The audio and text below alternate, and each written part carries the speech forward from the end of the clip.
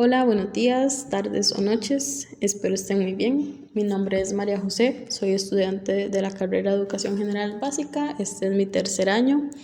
Y bueno, como parte de mi proceso educativo, este año he llevado el curso de Psicología de la Niñez, en donde sin duda he llegado a aprender e incluso comprender un poco eh, cómo la psicología y la educación se relacionan estrechamente. Dentro de los temas que hemos logrado ver durante este cuatrimestre, en verdad, hemos podido como profundizar un poco sobre los métodos psicoeducativos aplicados a la disciplina escolar. Pero bueno, antes de adentrarnos como tal en este tema, yo quisiera que ustedes se pregunten qué es la disciplina y cuáles son sus antecedentes. Probablemente al escuchar la palabra disciplina podríamos pensar como en estas reglas, ¿verdad?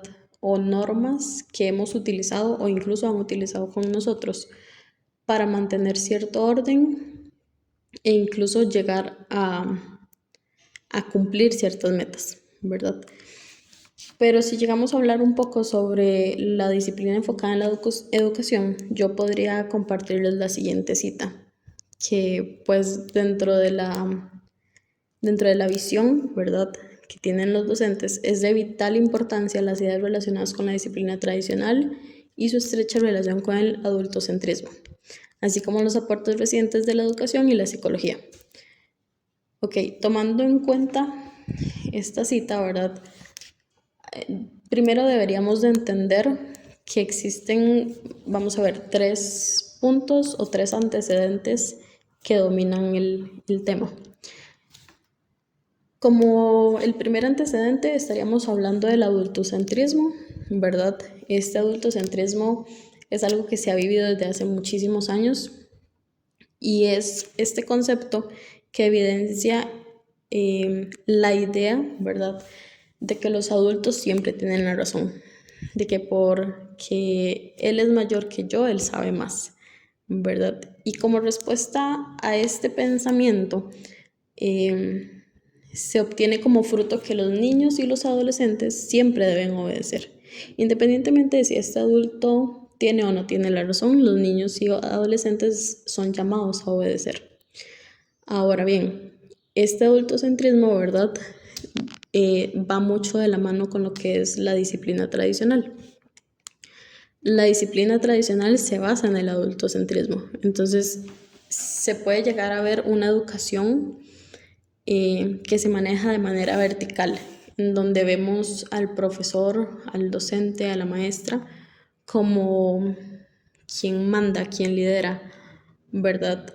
Y muchas veces como educadores, al llevar un tipo de educación de esta forma, de manera tradicional, dejamos de lado las necesidades que tienen los estudiantes, ¿verdad?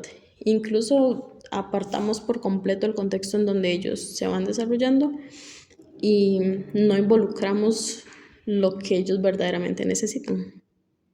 Ahora, vamos a ver, haciendo como agregando un poco a estos dos términos, tenemos los estilos de crianza, ¿verdad? Y la disciplina en el aula, que uno va mucho de la mano con el otro, porque estamos hablando de que existen dos estilos de crianza. Está la crianza autoritaria, ¿verdad? Acá podemos hablar de aquellas familias que crían a sus hijos bajo un control estricto, ¿verdad?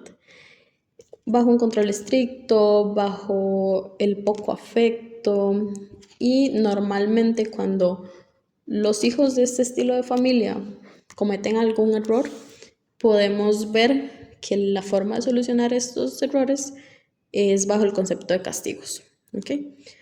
Y tenemos el otro estilo de crianza, que es la permisiva, ¿verdad? En donde, al contrario que la autoritaria, podemos ver familias muy amorosas, poco control, falta de límites, incluso falta de restricciones, ¿verdad?, ante ciertas acciones que van presentando los niños y los adolescentes conforme van creciendo.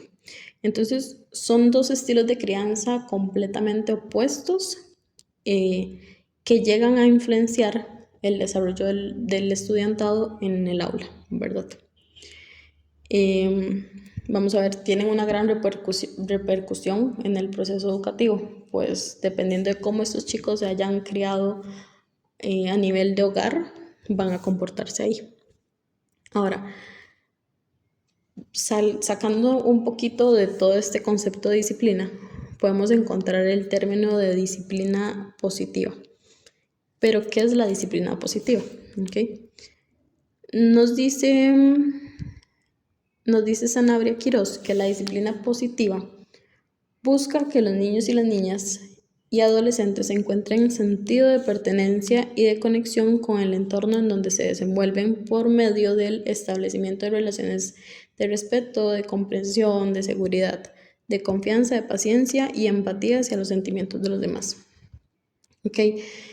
Este enfoque de disciplina positiva llega a mostrar la educación, ¿verdad?, como una acción colaborativa, en donde vamos a ver el docente, la familia y con ayuda de un psicopedagogo, ¿verdad?, también llegan a defender como este trato respetuoso que tiene que haber entre los niños, las niñas, los adolescentes, ¿verdad?, sin llegar a ser un punto excesivo como una crianza permisiva, ¿verdad?, para evitar estos actos permisivos y ausentes, ¿verdad? Pero tampoco los vamos a controlar al 100%. Ahora, la idea de esta disciplina positiva es llegar a, vamos a ver, dotar, ¿verdad?, a la población con el conocimiento de ciertas herramientas para que ellos puedan regular sus propias emociones, de manera tal que ellos sepan cómo actuar y diferenciar los momentos en donde ellos se sienten molestos, se sienten enojados, se sienten tristes, se sienten enojados, frustrados, estresados, alegres, contentos y demás, ¿verdad? También va mucho de la mano con el acompañamiento, ¿verdad?, en la construcción de su propia moral. Es importante que ellos sepan, entiendan y comprendan la importancia de la empatía, ¿verdad?, hacia aquellas personas que los rodean, sus papás, sus mamás, sus profesores, sus amigos. Y la disciplina positiva siempre va un poco de la mano con la autoridad positiva en el aula. O sea, podemos ser un poco permisivos, pero no podemos, por ejemplo, si les estamos dando la mano, no podemos dejar que nos agarren el codo, porque la idea de la disciplina positiva es que ellos vayan entendiendo cómo llevar ciertos procesos de manera correcta. Ahora, dentro de los puntos, ¿verdad?, que engloban la disciplina, hay que ampliar como esa perspectiva. La disciplina tiene muchísimas perspectivas. Podemos verlo como un proceso muy tedioso o un proceso de mucho crecimiento, ¿verdad? Y dentro de ese proceso de disciplina hay que tomar en cuenta ciertos aspectos. Por ejemplo, en los aspectos psicológicos, si un niño crece rodeado de miedo, de ansiedad, tiene baja autoestima, sufre de TDAH o sufre de trastorno oposicionista desafiante, nosotros tenemos que entender la situación que lleva este niño para que a partir de ahí podamos tomar decisiones de cómo vamos a trabajar o a desarrollar las cosas con ese chico en el aula. Si un chico viene de una familia en donde viven con afecto racionado, limitado, incluso no existe como esta figura que le dé afecto, ¿verdad? O chicos que viven demasiado cerca de situaciones económicas, ¿verdad?